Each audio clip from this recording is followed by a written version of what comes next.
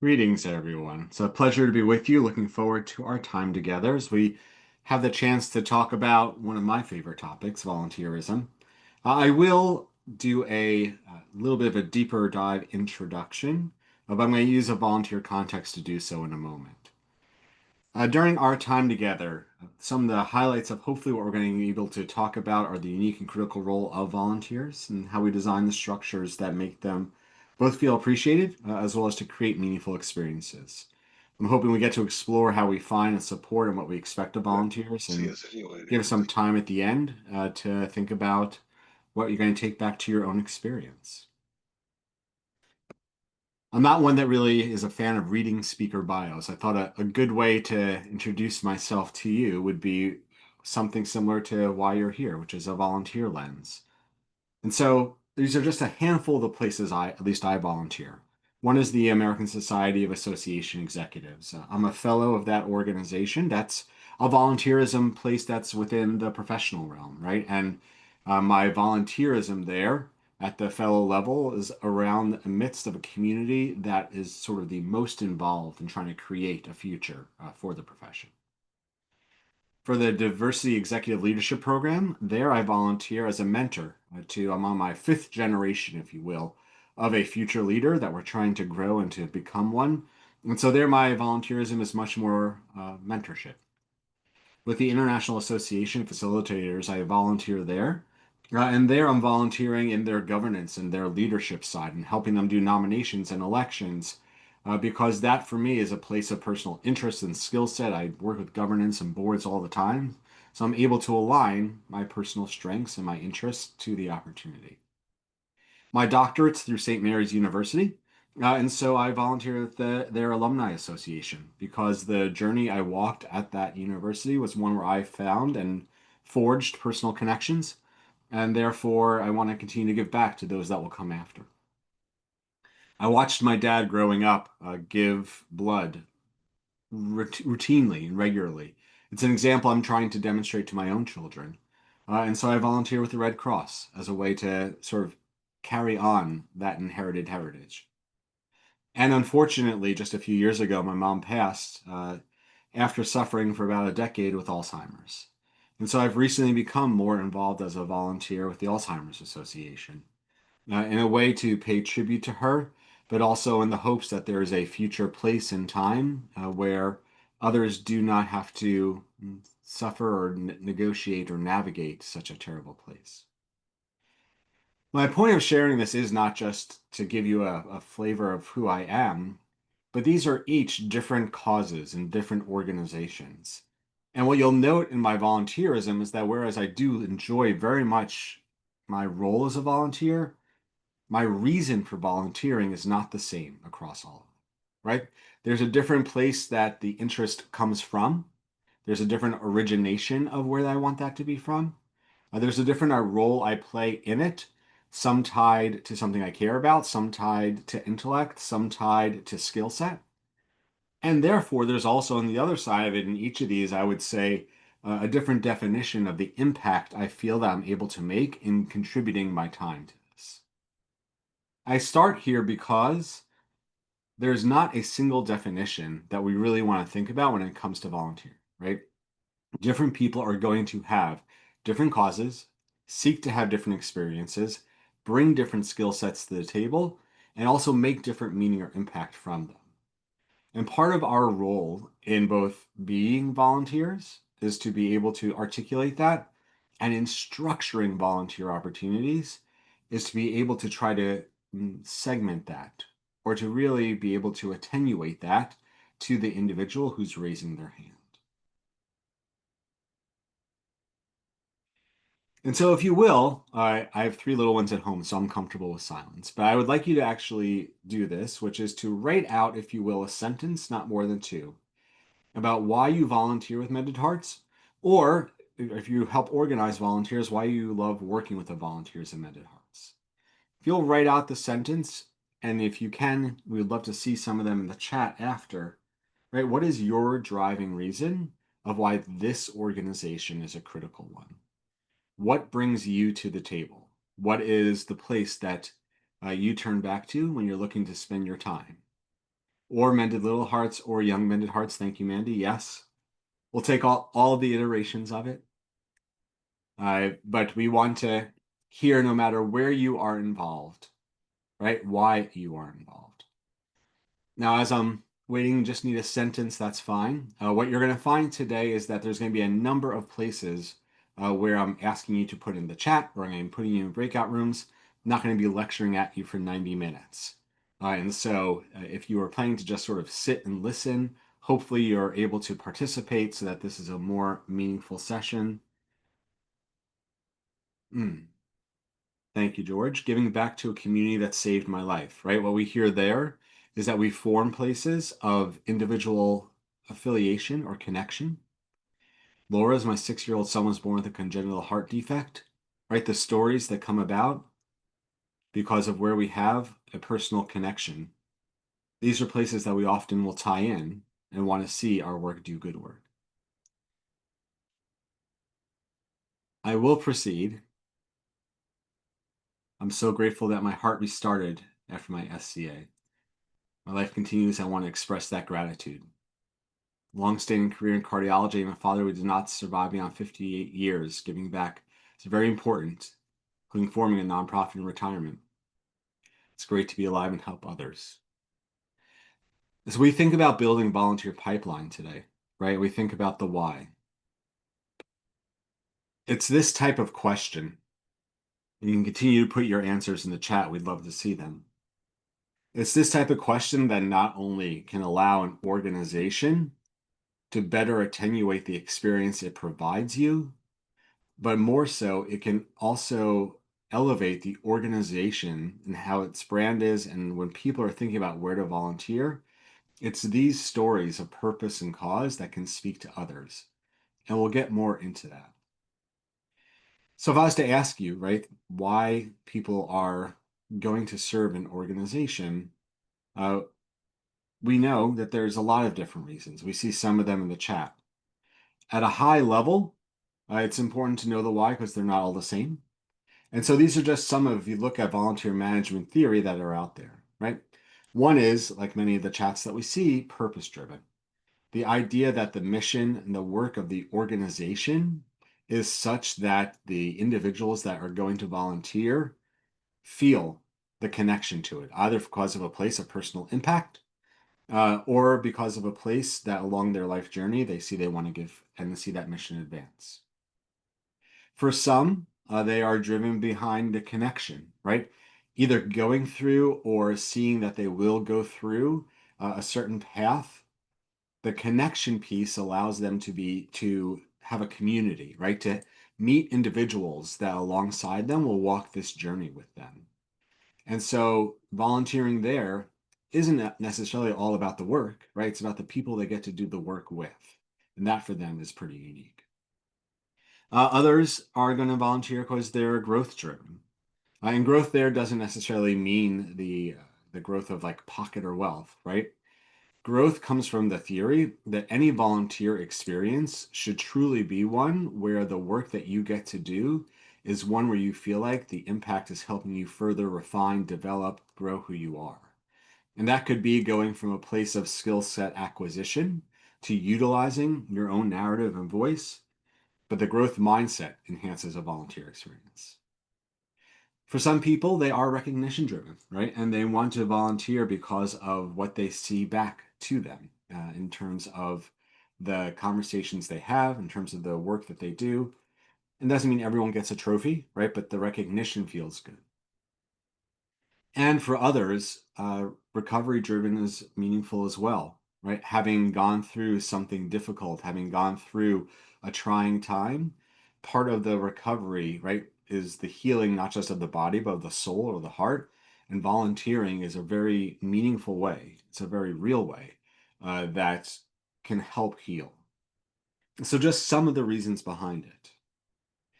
I start there because the why is essential if you are going to align the why with the opportunities that you provide, or how you even frame the same opportunities to the volunteers that you want to see get involved. Volunteerism, traditionally for organizations, was thought of as what an individual can do for the organization. Modern research on volunteering, however, has really started to change that as theory.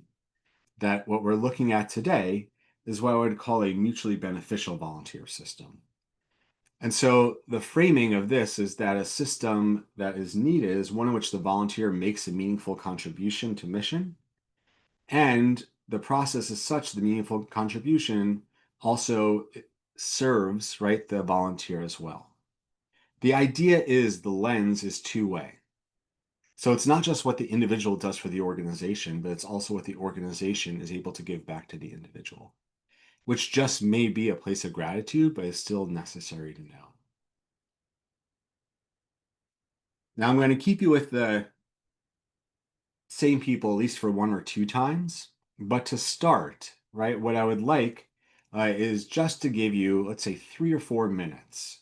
That as you think about your own chapters, as you think about your own smaller organizations, or if you're on the volunteer side, be great to get your input into how do you discover the motivation behind why a volunteer wants to serve?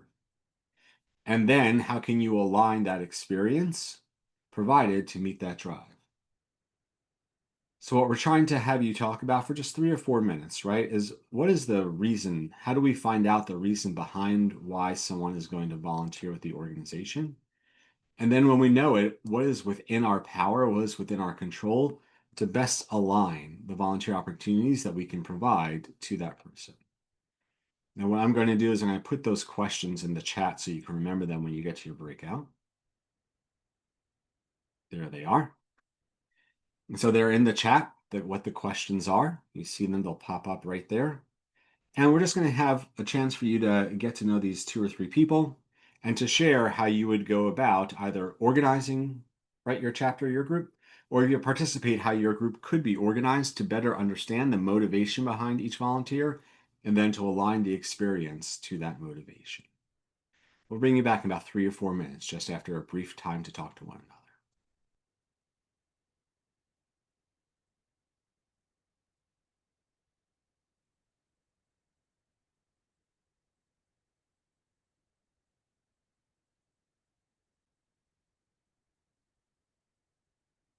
And in enough to start a dialogue so that when we go to another breakout or two, you've had a chance to meet your colleagues that you'll spend time with learning together. So congratulations, you've successfully discovered some of the why, right? And yet, what we know is that not everyone comes to the table to volunteer just as a blank page. And there's a certain theory, a certain structure around volunteering that's called skills or strength-based volunteering. The idea is that when volunteers contribute where they feel capable and connected, their engagement lasts longer, their joy expands. The idea is that all volunteers have skills, right? What distinguishes skills-based volunteering is trying to align the experience to an actual skill set, because what you then get is you get an engagement model where individuals, not only do you find if you align skills and strengths to the opportunity you're presenting, do you then find that the individuals volunteering are going to volunteer longer, but of course you also get a better output because those skills have been utilized at a place of mastery. And so in skills-based volunteering, it means some of these questions come into play, right? What are core areas of expertise that will make a volunteer better suited for a position? What are skill sets that a volunteer will gain in fulfilling a position? What is the balance of experts or learners for each group?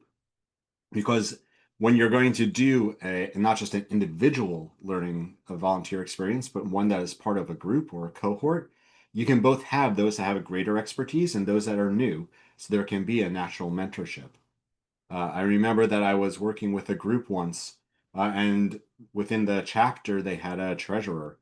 And we were having lunch during a strategy session, and the treasurer shared that one of the hobbies they had on the side is they enjoyed photography.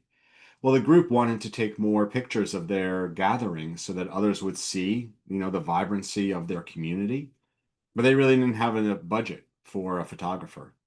The treasurer volunteered because they were happy just for once to do something that wasn't money involved, and both the group got amazing pictures, but the volunteer felt a deeper sense of loyalty because that group had gone beyond what they were most known for, right? Just this single bent and approach to Well, they do money all the time, so therefore that's the only thing they can do for us. Skills-based volunteering or strength-based volunteering can tap beyond that. Now, to do that, that means you actually have to learn about your volunteers. And so we might try something that could go terribly, but we'll see how it goes. I need one volunteer for this at the moment that doesn't mind coming off mute to have a brief conversation with me. If you want to raise your hand, I need one person to volunteer. Jennifer, first hand up. Okay. Hi, Jennifer. Hi. If it's okay, I'm just going to ask you a few brief questions and make pretend there aren't a few dozen people watching us. It's just you and I having a conversation. Okay, cool. So Jennifer, tell me, in your day-to-day life, where are the places that you feel like that you bring a higher sort of sense of skill to the world? Where are your places? If you were to wear a name badge that said "My strengths are," what types of things are the strengths that you bring to the table? Um, let's see. I'm an educator and I am an uplifter. I am a positive person Love it. and I'm nurturing. Perfect. And then if we were to meet Jennifer 1 year from now, right? A year in the future, what new skills or strengths do you hope Jennifer a year from now will have gained? Like if you had a choice to learn something or pursue something, where do you want to grow or learn? I'm trying to learn how to use this Zoom platform to use the skills that I already have, like to how to present them in the Zoom platform, actually. Perfect. Love that. And then your choice of how far you want to go, but within your own sort of personal life of friends, family, hobby, can you give us two or three things that like bring you joy, like the end of the day, what you're doing or how you feel your weekend? What is a place of personal meaning to you? Um, I'm involved in an online dance community, and Hmm. that brings me happiness every week. Wow. And I'm also in a book club in another volunteer organization, and I try really hard to stay connected with my family, even though none of them live nearby. It's like that's one of my goals. So those are my things. Excellent.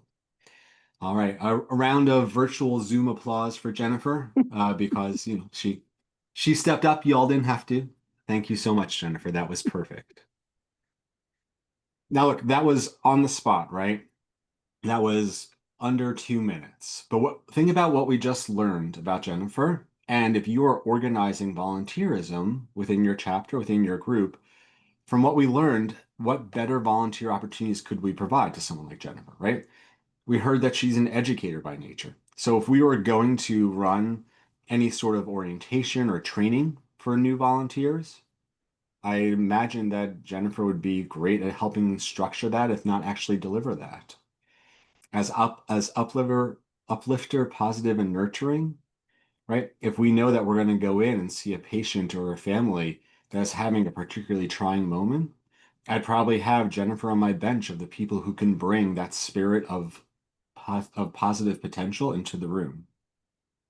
Now, interestingly, she wants to learn about the Zoom platform. And if you listened carefully, that connected back to actually she wanted to be connected to her family who doesn't live by her, right? So if you were to help her actually become a better Zoom expert, she would be rewarded from that, from being able to be closer connected to her family. So, could you pair her with someone? So, if you're going to do some type of either virtual counseling, virtual offering, so that she gets to help plan it with someone who is a Zoom expert. So, she gets the one-on-one mentorship as it's going in to both volunteer, but to learn while she's doing it and be able to take that for her family as well. And as we think about the good work that we do in volunteering and how we bring joy, right? How we bring healing, often that could be from places of uh, bringing not just words, but activity or representation activity, right? So she's part of an online dance community.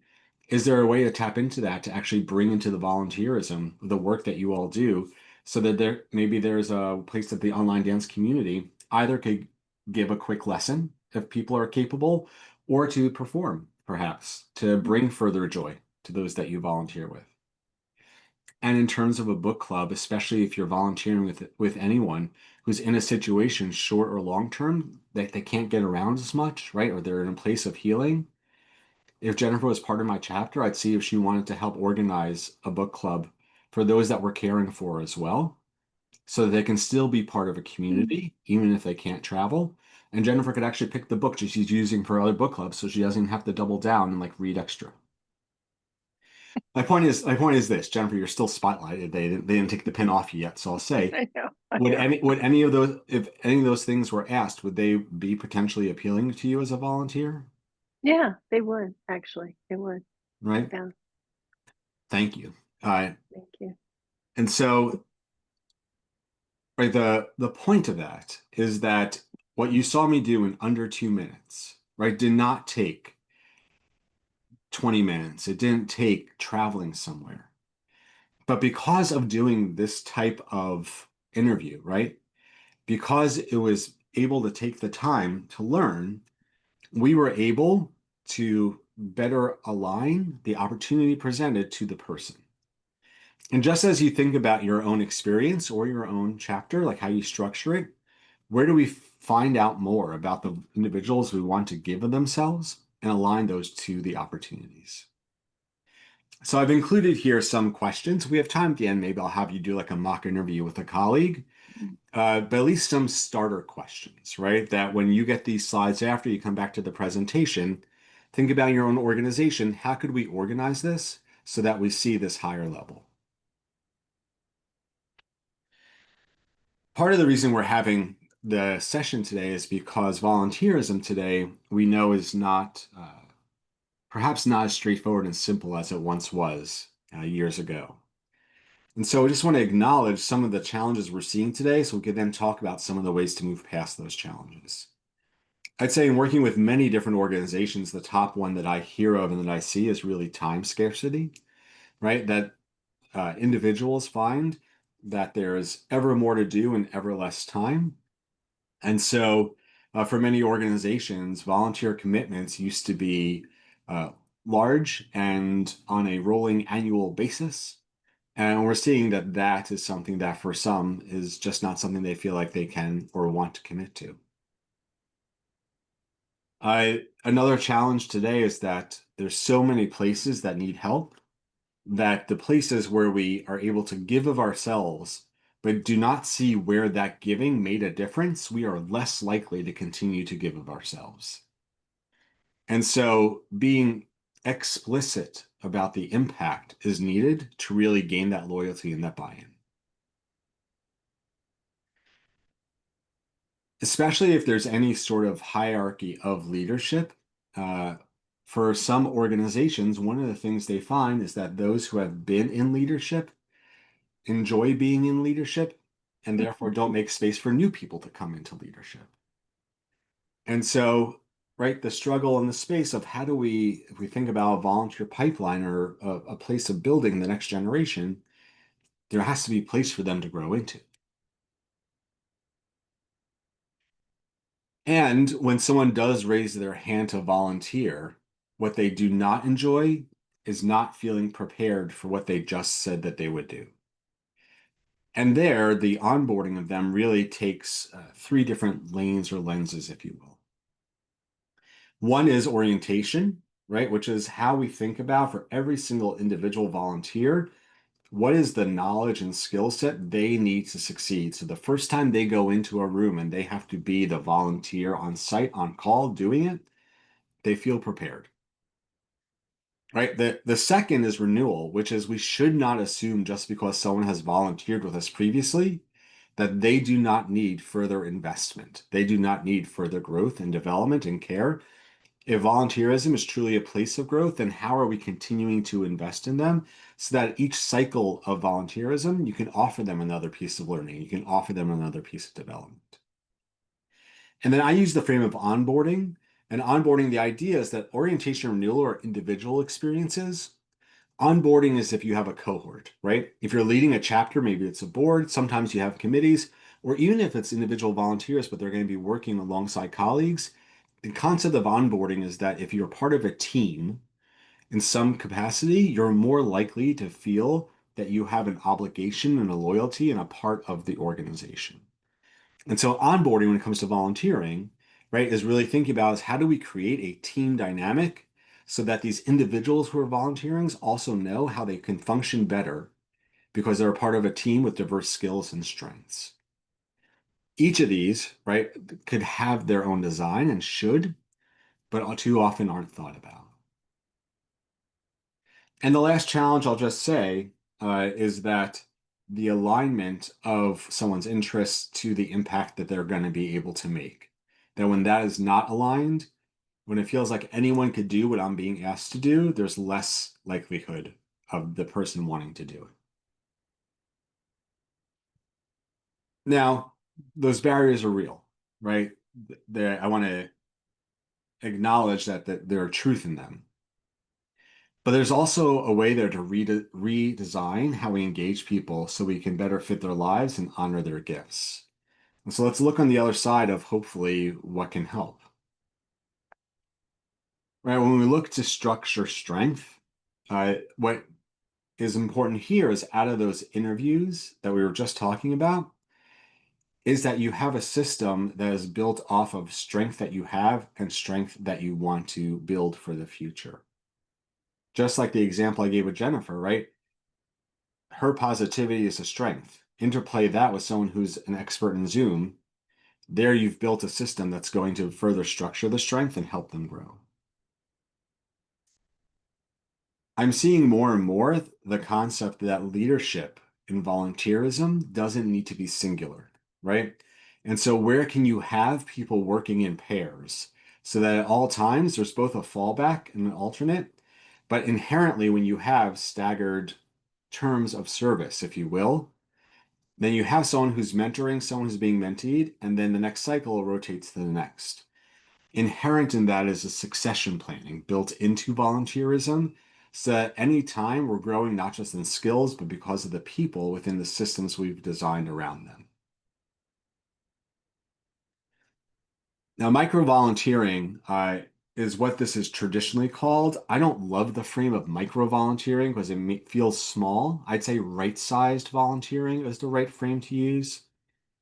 But what you want to think about is within the frame of the opportunities that are available, whether you're the one structuring them or whether you're participating in them, is where are there moments of meaning that can be created that do not need to be multi-year commitments, right? And so, easy ones that I see for something is that if you're gathering people together, your volunteers, what have you, and usually there's a name badge there that's not your name on Zoom at the bottom of the screen, right? When you walk in, who's handing out the name badges? And so is someone brand new who's never come before. You could say, hey, we're short some people today. Do you mind helping hand out the name badges?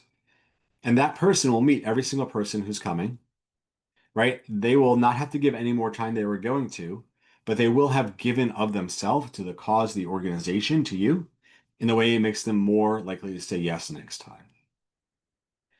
My point is those small pieces, right? Those right-sized volunteering pieces don't just happen out of nowhere. And there's many ways they can happen.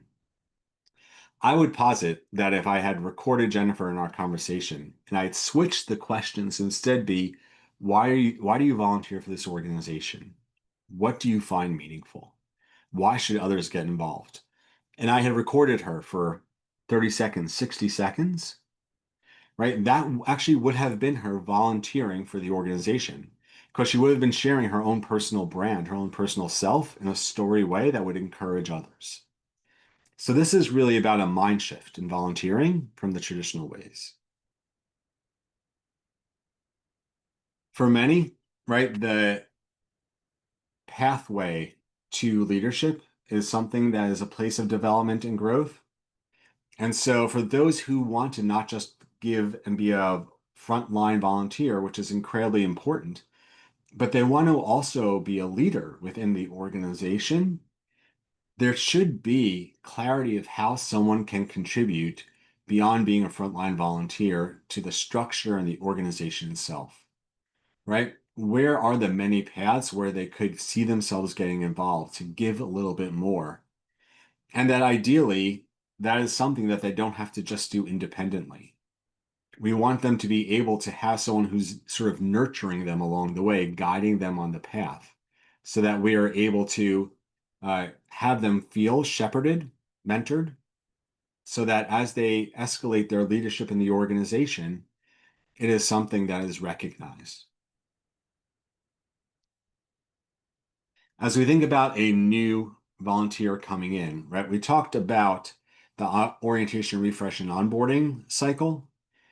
But what I would say is that you want to make sure that within that orientation, that they are fluent in the clarity, right? What are they going to do? And do they feel ready to do it? When a volunteer has raised their hand to do something, they get thrown to the situation and they don't understand exactly what it is they were supposed to be doing, they're not likely to come back. The community, right? Who are the others they're doing it with?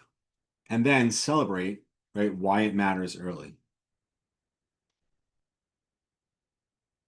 A strength that you build is the recognition that exit happens, right? And it is much better for someone to recognize that what they committed to is no longer going to align to the capacity that they have, and to be able to say that than for them to just not show up. And that means that you have to look at a respectful exit as not an intentional harm, right? Within there, when someone has served their time, how do you honor that time by seeking to have a conversation, right? To have some lessons learned so that the narrative of their journey is something that they can ideally share for the next generation. And that it could even be advice for someone who comes next. Maybe they cannot be a volunteer anymore, but perhaps they'd be able to mentor their successor or whoever's going to come next. What I'd say is that often when someone has to leave volunteering, there can be a place of shame or guilt that they feel that they're abandoning the organization. And your goal, if you're an organizer of volunteer structure for your chapter, for your organization, is you want to try to leave the door open, right? To have it be a place of respect that if their time opens up again, you would love to have them back and you just show gratitude for what they were able to give.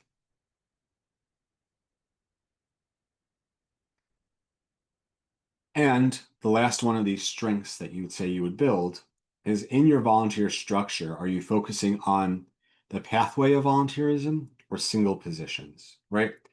When you focus just on the job to be done, then the priority is the work and not the person. But when you balance the attention needed in the position with listening to the volunteer's experience and journey, you can then extend and refine that experience. Because you'll understand after they do this what they want to do next. And they will understand in sort of a choose your own adventure the other opportunities that may exist for where they could become involved. Both as you think about this, the challenges we have today with some of these strengths, what you'll see is that there's structural opportunities for us to build meaningful volunteerism in a way that attenuates to today's very busy world and our need to be able to see impact and that we are individually seeing in what we do. Now, all that only works if you actually have a pipeline of volunteers coming in. So let's talk for a moment about building that volunteer pipeline, right? How do you find others? Inevitably, that comes down first and foremost to just a question around communication. When we think about the obstacles to impactful communication today. I will give you a handful. You're welcome to put some in the chat as you think about what hinders you from really being able to effectively communicate with those who would be potential volunteers. And so one thing I would just say is this framing of advertising, of ads. Again, I have three little ones. We have Netflix and Disney Plus at home. I'm pretty sure my children have like almost never seen an ad because they haven't had to. And I was personally doing a drive across the country for a piece of work, and I lost my Spotify connection and turned on the radio. And what I heard on the radio pretty frequently were all these ads. And I grew up listening to radio, but they felt weighty and so much because our society has really turned to a place that ads are not something that are mandated the way they once were. If there's all sort of research out there on this, but I would say that YouTube, if you ever watch a video on there, you can skip an ad in 5 seconds. The point is, our patience when we are being sold to is ever less.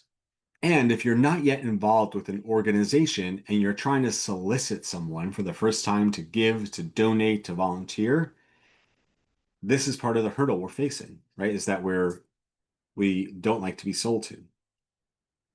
Now, while we're sitting here for this 90-minute learning together, just wondering how many emails are you going to come back to afterwards? 2 or 3 emails will be in your inbox, 4 maybe, right? We are inundated today with messaging, and therefore messages start to sound like noise, like white noise, instead of come through. And so it's very easy, right, to send the, hey, we're just going to reply all, reply all, reply all. But it doesn't mean it's actually getting through. And part of that's because most of the messages we get are just make us aware of something, right? It's not about invitation. It's about we want you to know. We want you to know. And our brain can only compute so much awareness. And so if you are trying to make a potential volunteer aware of your organization, aware of your chapter, it may not get through. We also don't take as much time and space to listen as we should. We'll talk about this point later. But for instance, if you're going in and doing visits, right? The question would be, how do you best clear your mind and your space to be fully present? And that's what we're hoping for when we message someone to volunteer, is that they will be able to be fully present. That doesn't always happen. And we rarely open or read messages that say, "Dear member," right? "Dear honored colleague." And we all know how mail merges work nowadays. That just your first name on a message, but it's clearly generic, also doesn't resonate. And so part of the challenge we have is that if we are going to make a request for someone to give of themselves, then we have to be able to customize our communication. There are many other obstacles out there. But the bottom line, I would say, is this: who we believe today has changed. So if you were going to go out to eat in a restaurant in a new town, right, you open up Yelp or something first, and before you decided where to eat, you would look at the reviews, right? Or if you're going to buy something on Amazon, right, before you buy it, you look at the price, but then you look at the stars and the reviews. You're trusting complete strangers about what to put in your body and what to bring into your house, and not the people cooking the food or making the things. Because this is how we make investment decisions today, is by peer recommendation. If you're going to buy a new car, Facebook Hive Mind, what car did you buy? And you will believe the person you went to second grade with however many decades ago, rather than the car salesperson. Right? Like, we decide where to invest our time, our resources. Resources be money, our wisdom, our time, any of these things, not based off of what the manufacturer, what the organization, or what the organizer says. When is the last time you made a significant resource investment decision because you got a beautiful PDF? Right? Like, the reason that we decide to invest our time today most often comes because it's recommended by someone that we know, or recommended by someone we respect and would be within our sphere. And what that means is that there's an elevated responsibility for communication if we want to build a volunteer pipeline. Right? Leaders that we need in our chapters and our organizations today, no matter if they have an officer title or not, that there has to be a responsibility, ideally, to be a champion. And what we're talking about here is being a champion of mission. This isn't something that necessarily always has a formal title to it. When I was going through the titles within your organizational structure, like this isn't one that there's a badge for, if you will. But the idea is that we are gathering, garnering, training respected peers who can use their voice to share the story of the purpose, focus, efforts, and impact of your organization. And ideally, these voices can include invitation, so those they connect with are inclined to contribute. This whole semblance of building the volunteer pipeline comes down to this. As you think about the structure of your chapter, you think about the experience you're having within your organization, where are, I mean, if I was to ask you to raise hands of how many of you got involved because someone tapped you on the shoulder or asked you to get involved, I'm guessing I would see many hands. So, where are we emboldening and strengthening the number of voices that we have who can be champions of mission of this organization to elevate what many others should know about why it's so critical to give and volunteer here?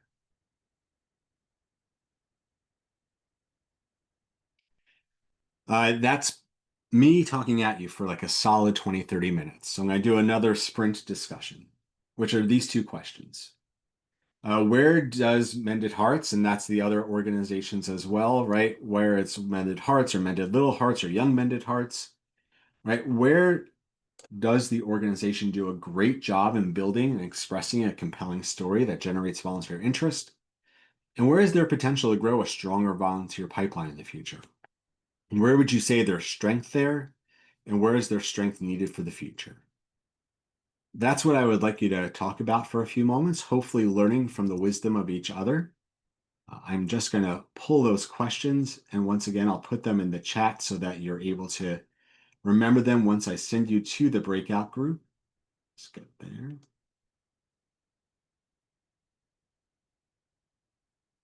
So here's question one.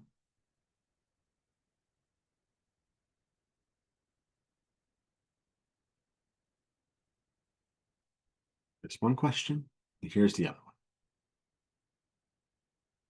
So hopefully you can learn from each other in the wisdom of where we can better build champions of mission and where already there's opportunities and strengths we may not realize. 4 or 5 minutes around there, I'll give you a note in the breakout to say when I'm bringing you back, but a chance to think about the volunteer pipeline.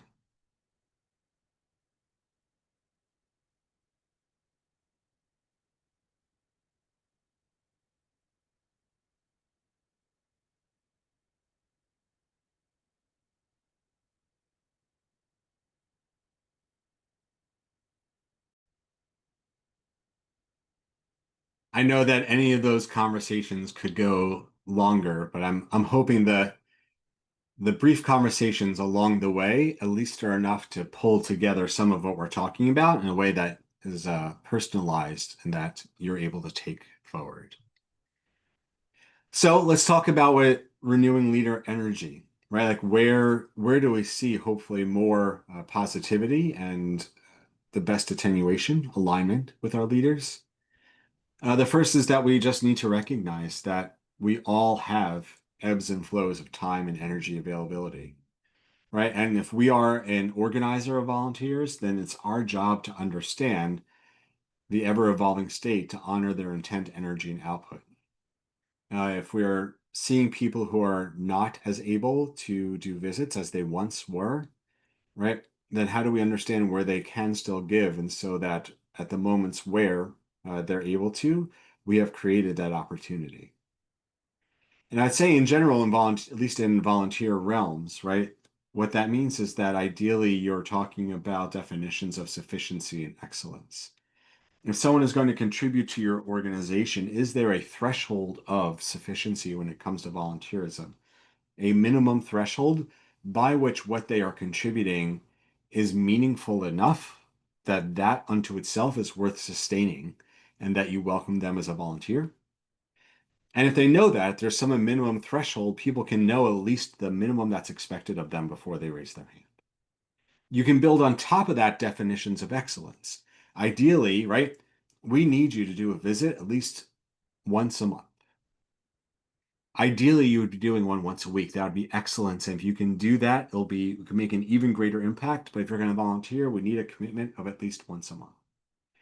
And what that allows you to do is to then also define insufficiency, right? So that if someone's going to cross into that area where they no longer are able to meet sufficiency, you can then have the conversation, right? That you've established a relationship of trust. So they're able to be open and share their capacity without it being full of guilt. And if you're organizing them, much as you do in every room that you go visit, right, that you can show empathy to the volunteer to try to understand what has changed for them, right? And that when they step back, navigate carefully doesn't need to be that they're stepping out. It could just be of the moment. And so, as an organizer of volunteers, that is something critical. Now, we're going to try something a little different with the next piece of this. At least in my experience, and what the research demonstrates, is that the way that others decide to volunteer is when they see colleagues recognized.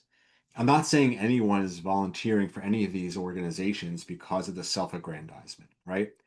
But when you see someone recognized and appreciated, you are more likely to also be interested and willing to step up and to be someone who's going to be recognized as well.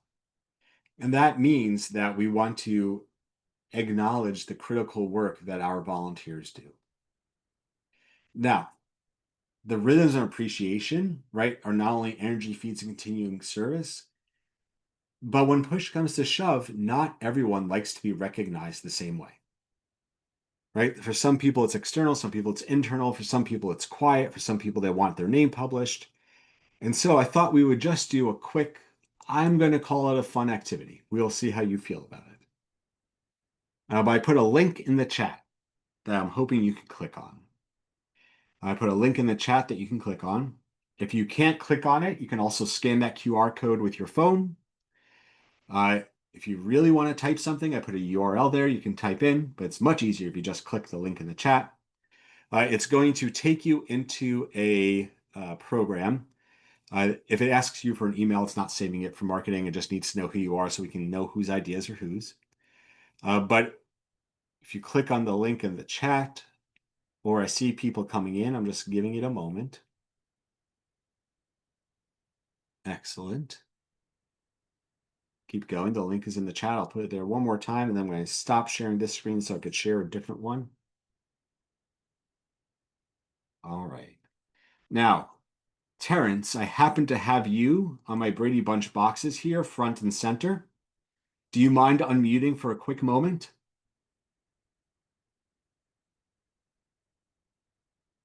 Is that possible? If not, I'll pick somebody else. All right. Sorry, I was There muted. we go. All right. So, Terrence, why don't you tell me what is one way that you think we could meaningfully recognize a volunteer? Just simply at the meeting, mentioning something at the meeting. And I think that recognition is, among the peers that you're in the group of. Perfect. So what you'll see, not just on the screen that I shared, but for everyone who just signed in, you'll see I just added Terrence's idea, mentioning their good work at the meeting. And I'm going to say they get to eat first if we're serving a meal. Sorry. Just a fun thing, right? Just I'm showing you how the tool works.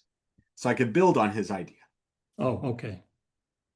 So anyone and everyone, again, the link is in the chat, but if you want to click on it and come on in, if you hit the little add button, everyone can actually contribute ideas to this question. The link is in the chat, and if you click on it, you'll come into the screen that I'm sharing here.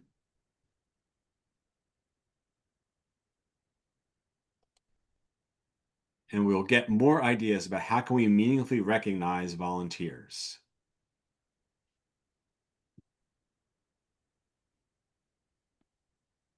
And my hope is that if you're able to help us contribute, because we have all of your wisdom here together, right? We have a few dozen of you.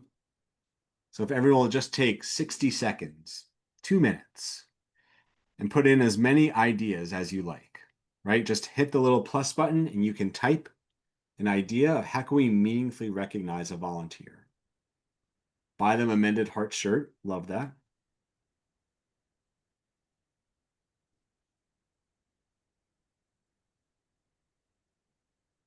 Ooh, I like to ask them to give a tip of how they succeeded.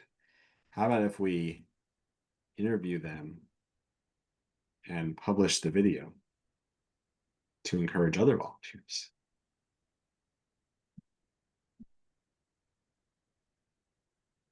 Excellent.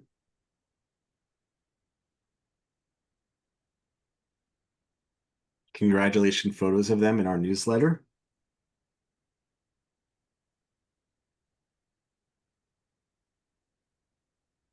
That's a really nice recognition of volunteers by asking them to mentor or support someone else. What if we also allow them to recognize someone who has mentored them?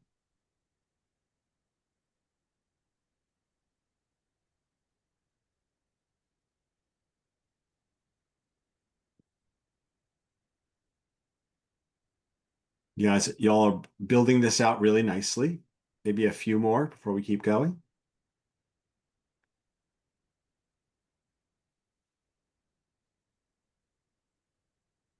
Now, as you're filling this out and keep hitting those pluses and giving us more ideas, my point of this, right? The point of doing this exercise is to not only hopefully grow from your collective wisdom, but is to also be able to have you take this back. So if you stay on this afterwards, the top left here, you'll see it says reports right there. I'll also save the report and send it over to the staff so they could send out your map here. But if you want it right now, the little 3 lines on the top left, if you click it, you could download the PDF of this when it's all done and bring back to your leaders all these ideas for recognition as a place to start. With the point being that you should go back and have a discussion, right, within your group about how do we recognize the leaders we have? We want to keep more of them. What are these small but meaningful ways that we can recognize those that are giving so that they too want to continue to give? Recognition, of course, saying thanks is important, but it's not the only way to do it, is my point in doing this exercise. All right, I'm gonna stop sharing the screen of the group map, but it's gonna not going anywhere. As long as you click the link, you'll still see it. And you can keep adding to it. And thank you to everyone who's contributing there for all your brilliant ideas.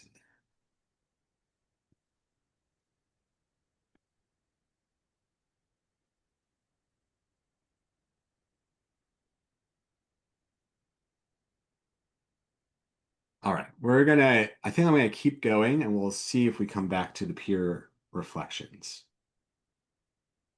We've been talking a lot about structure. I just want to try to put into consideration places for those that are individual volunteers joining us, right? About what creates a vibrant volunteer experience. And what I want you to think about is from your own place of volunteerism, right? Like, what is it, if these were sort of 5 buckets that you had to fill about your vibrant volunteer experience? What is it that fills the volunteer experience for you in a positive way, right? Is it a connection to the people that you are meeting or to one another?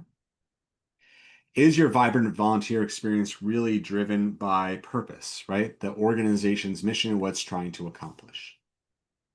Is your vibrant volunteer experience driven by growth, your ability to utilize a skill set or to grow one? Is your vibrant volunteer experience driven by recognition, right? All the things we just talked about, is that something that you find that's top fulfilling? Or is there just a natural joy that comes with the volunteerism that you're demonstrating in the organization? These aren't either ors, but what I'm curious about, if you don't mind putting one in the chat, is between connection, purpose, growth, recognition, and joy, right? Which of those would have to be further amplified for you to be an even more connected volunteer, right? Which of these in the year ahead would you want to see rise to the next level that would further deepen your own volunteerism? Excellent. Thank you, Gerard. Thank you, Jeffrey. We'll take more answers. Connection. And I want you to put it in the chat, both so that you think about it, that if you're an individual volunteer and not an organizer, you can share it with the person organizing your chapter, your volunteer work. But also, if you put it in there, that the organization as a whole can hear what you're looking for and hopefully they can further build the volunteer experience. Because ultimately what we're looking to do is to sustain engagement, right? Like we want to make sure uh, that those that do raise their hand don't just drop off, they don't disappear. And there's a few ways that we do that. For those that are volunteering, if you notice particularly, right, like that they're starting to fade, it may be a moment to do an in-depth interview with them, right? So you can better understand the story of their volunteer journey. Where did they start? And where do you want your journey to lead to? If you're an individual volunteer, someone asks you this and you tell this story, you're going to feel a deeper sense of connection because someone cared about you, right? And who you are and what you have to give. Right? A deeper sense of connection is also going to come if there's different opportunities for leadership given with the recognition of efforts there. Now, the one I want to spend a moment on, because we don't often think about this, but from a volunteer experience, there's a natural, even in the critical and difficult but important work that you do as a volunteer for this organization, there still can be what's framed as gamification, right? But as the idea of micro challenges that are small but purposeful actions that could bring joy and meaning back to service. I am not going to read all of these that I'm about to put on the screen. I'll just pick one from each category, but you'll have the slides after. But the idea is, can any of these be incorporated in a way that would bring new energy, right? And so, is there a challenge when it comes to connection and community, right? Is there a pass the thanks chain that you send one note of gratitude to another volunteer each week of the month? Or partner with another volunteer, or call one patient or caregiver together, right? Challenges that you could check the box and celebrate accomplishing it. I love story and advocacy challenge, right? Share a 1-minute version of your mended heart story with a new person this week. Or share it back with the central organization so they could elevate your story. Hope in a 100 words, right? We don't always need treatises. If we get just those 100 words short for your chapter's next newsletter or social post, it can be incredibly impactful. Growth or learning challenges, right? We just use group map. What if you learned how to do that? Or your chapter's Facebook page. If you're usually behind the scenes volunteer organizing, maybe you're willing to lead one agenda item, like a challenge in that way. Recognition and joy challenges, offering a genuine praise to a volunteer or patient or staff member daily for a week.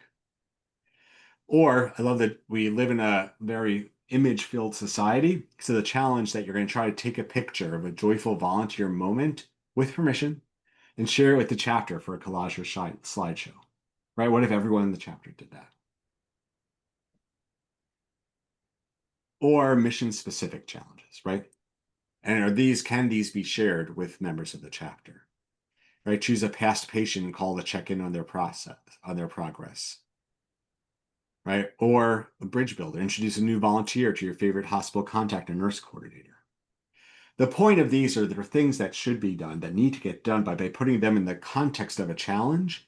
You can both recognize those who succeed in the challenge, and it feels good to accomplish things, right? Challenges that you could say, I did this. All of a sudden, you see more action taking place because of that sense of accomplishment.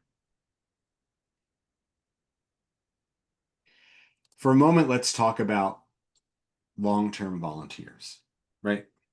Here, we're talking about those that have been part and parcel of the organization for a longer length of time.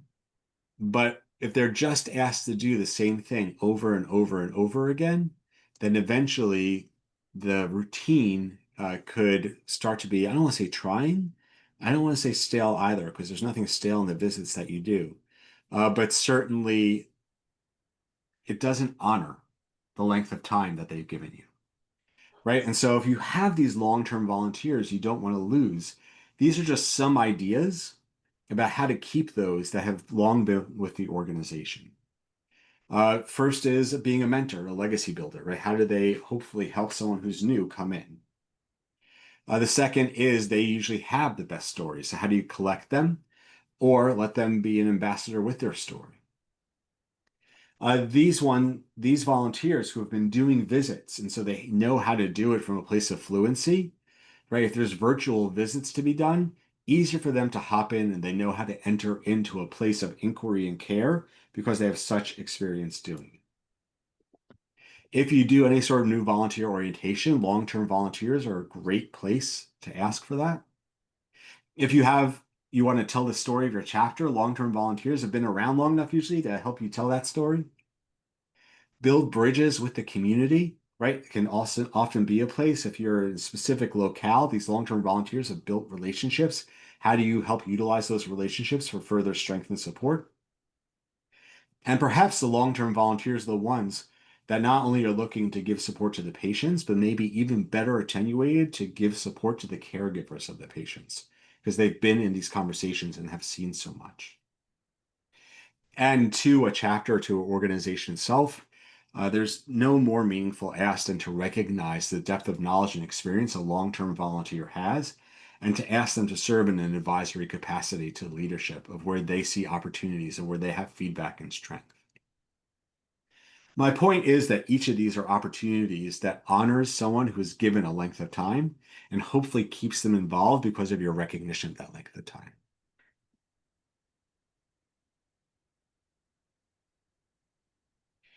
From a place of individual volunteerism, we just want to spend a moment to remind one another of what it means to show up as our best selves, right? Because when we're showing up and knocking on that door, we have the opportunity each time to be that place of spirit, light, and warmth, or to check the box.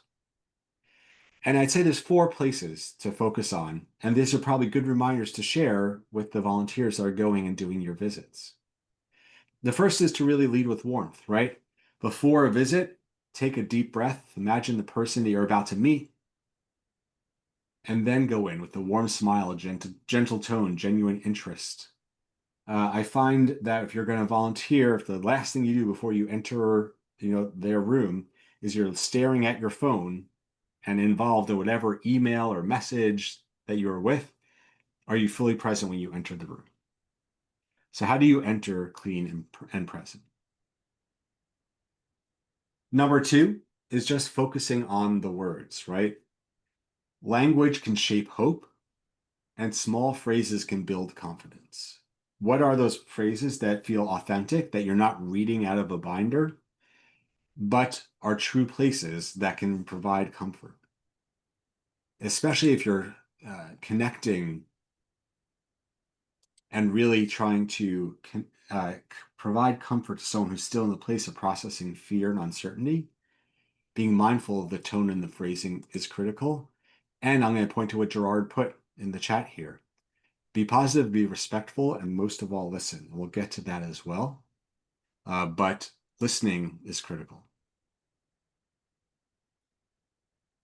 Be present and stay present, right? It's so easy to fall into routines, especially if you've been doing this for years. And so how do you keep yourself fresh so that a visit doesn't feel like every other visit you've ever done? Right? That instead, each time it's something new and vibrant and that you bring your best self with you. And that after, if you have a simple check-in call or note or thinking of you message, how much more can that be meaningful? Right? After each encounter, do you take a minute to jot down what felt meaningful? Or what could I do differently next time? Or what moment made me smile? Right? Like how do you stay vibrant as a volunteer? Now, I do think if it's okay, I'm going to pause here for a moment and I'll see if there's a person or two that's willing. I have some names I'm going to try to call on and see if they're here to share just a reflection or two of how they approach volunteerism from a place of meaning and a place of bringing their full selves or how they structure it. So I apologize for names. George Frangillo. George, are you with us?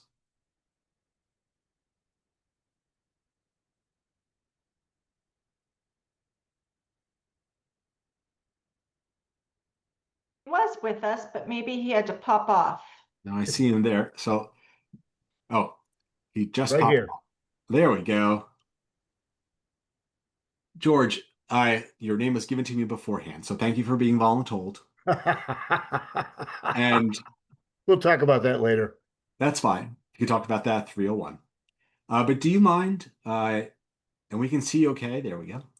Uh, just in your own experience, how do you keep yourself if you're going to be volunteering, right? Do you have any advice or narrative you would share of the positive energy you find that you bring in? So, I am a naturally driven person. Okay, and I am very passionate about this organization. And my enthusiasm um, tends to charge the group. And people kind of come along with me in that respect. I'm big on relationship building. I'm big on understanding people's needs and trying to match the needs with the solution, so to speak, and work in that respect. Okay, but one of the things, Lowell, that we keep talking about is we talk about volunteers. Okay, and within our network, Yeah, our volunteers come from our membership. yeah, Okay. And I think one of the things that I've certainly been involved in a number of meetings with, okay, a number of other chapter leaders and leadership teams, et cetera, is that people have a lot of difficulty getting new members. And so do we. Okay. yeah. And we've talked about this a couple of times, but I just really want to share this. Okay. A year ago, we took on a task of what I would call brand recognition. Okay. Our chapter is on Cape Cod in Massachusetts. And I tell everybody we're the best kept secret in Massachusetts. Okay. I love Uh, that. every time we go to the hospital and we introduce ourselves, people say, I never knew you existed. And we've been on the Cape since 2003. And I mean, it's very frustrating. But again, prior leaderships, okay, maintained a small group. I had a small group of visitors, didn't advertise, so to speak. And, when we were talking earlier about the, advertising and getting the name out there, okay. But we took on this campaign last year of brand recognition, okay. And today, Mended Hearts on the Cape is in every cardiologist's office, every waiting room in the hospital, in the cardiac centers. Our literature is in every discharge packet that goes out with a cardiac patient. Mm, It's in every surgical package that a cardiac patient having surgery gets. Okay, yeah, uh, and we're just trying to saturate the market with our name. yeah, Okay. And as a result of that, I will tell you that we've probably gotten in the last, I don't know, maybe 3 months, I would say it started to come to fruition. We've got 12 new folks that haven't got memberships, okay, but they've coming to our meetings, okay. And I think the big thing for us, and I just wanted to share that because I think the frustration or the concerns of a lot of people is we don't get members. We have a hard time getting members, and it's still a slow process. Believe me, okay. I tell everybody if I was a salesman and I got paid commission on my close rate, I would have been fired 10 years ago. Okay, and so, but the point being is that people have to know that we're out there in order to get interested. yes, Okay, we've got to create that interest, and we've got to create that brand recognition that Mended Hearts is an organization that out there to help the communities. yes, Okay. And so we've got a number of other initiatives going into 2026 in the same light. Okay. yeah. So I think that I feel like we could do a whole hour that with what you're doing there in Cape Cod. And so, if you've not seen what they're doing in Cape Cod, that is one example from peer to peer. That would be excellent. And that was being put on the spot, exactly what we were hoping for. So thank you, George. You're welcome. Now we have a few moments left in our session, so it's okay. I want to give you a chance just to have one last conversation, which is a future-focused one.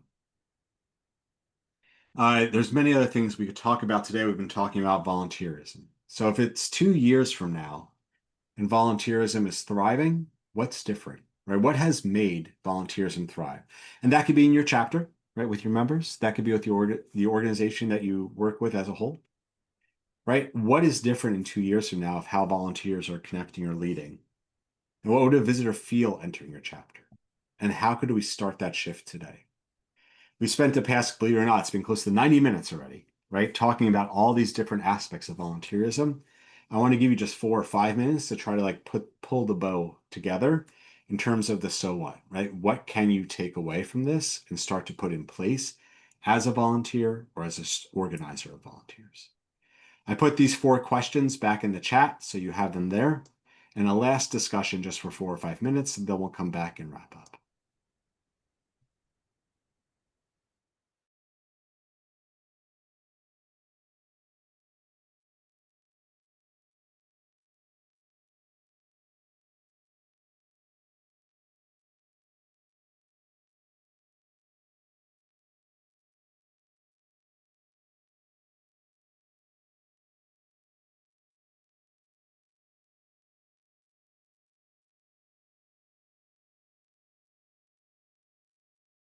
All right.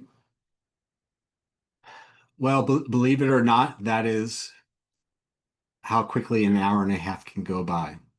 My hope is that sometime during our time together, or more so during the time that you had with your colleagues there in your groups, that you were able to gather some insight, or direction from one another or from me on where volunteerism has a greater potential for the future. It's truly at the heart of what you do. Without the volunteers, where would the organization be? Any one of the 3. From my end, I'll pause there with a minute left, and just to see if there's anything else that's needed in terms of wrap up or anything else, Mandy, that you want to say. Lowell, I want to thank you. Thank you. Yeah, it was a great presentation. Thank you so much. Agreed. Agreed, Lowell. Thank you so much. George, thank you for speaking. Thank you for everyone who participated in your small groups, because this isn't successful without that participation and sharing. We do have a short survey that I think Tammy has maybe already even put in the chat. There she is. Please just take 30 seconds to fill it out for us, or a minute. We won't close up until a minute or 2 after 3 to give you time. But your feedback is valuable to us as we plan for training in 2026. So Lowell, a big thank you. That was excellent. Thank you, everyone. Thank you for all the amazing work that you all do. Yeah. Thank you, everyone. So good to see you all, and thank you for all you do. We're so grateful for your leadership. Have a great Monday and rest of your week, and we'll see you soon. But fill out the survey first. Fill out the survey first. Be well all. Be Be well. well. Thank you.